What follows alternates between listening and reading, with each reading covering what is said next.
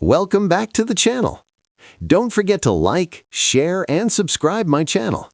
Today, we'll explore how to create a business fashion image pose refinement using Puppet Warp in Photoshop.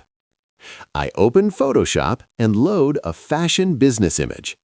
I pause because pose controls perception.